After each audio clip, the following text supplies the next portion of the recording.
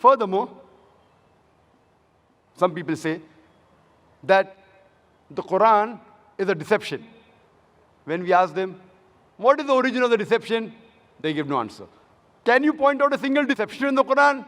They cannot answer. So how can you say something which you cannot logically prove? There are some people who tell a false thing, who make a false statement, and they fool themselves by sticking to it. For example, suppose there's a person who thinks Mr. A is an enemy. He thinks. He does not have any logical proof. He has no reason, but he thinks, he falsely believes that Mr. A, he is my enemy. The moment he meets Mr. A, that person starts behaving like an enemy to Mr. A. Now, Mr. A, being a human being, he retaliates. Why is he treating me as an enemy? He retaliates.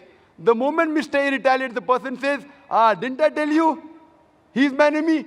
See, they're retaliating to me. So you make a false statement, and you fool yourself by sticking to that statement. This is what the critics of Islam do.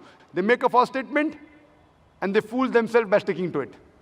Furthermore, the Quran, it believes in reasoning. And there are several verses which talk about reasoning. You can analyze it. You can discuss the matter of the Quran. Several places, including Surah Ibrahim, chapter number 14, verse 52.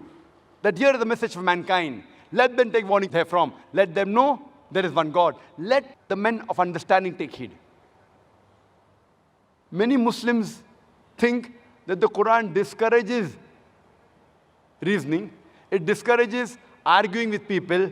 It discourages discussing about the Quran with others and religion with others. In fact, the Quran encourages that you have to discuss with the other human beings. You have to argue with the other human beings. It's mentioned in the Quran in Surah Nahl, chapter number 16, verse number 125. Udu ila sabili rabbika bil hikmah wal ma'zit al hasna wajadilum billati ahsan. Invite all to the way of their Lord with wisdom and beautiful preaching, and argue with them and reason with them in the ways that are best and most gracious. Quran encourages reasoning and arguing and discussing, but with hikmah and husna, in ways that are best and most gracious.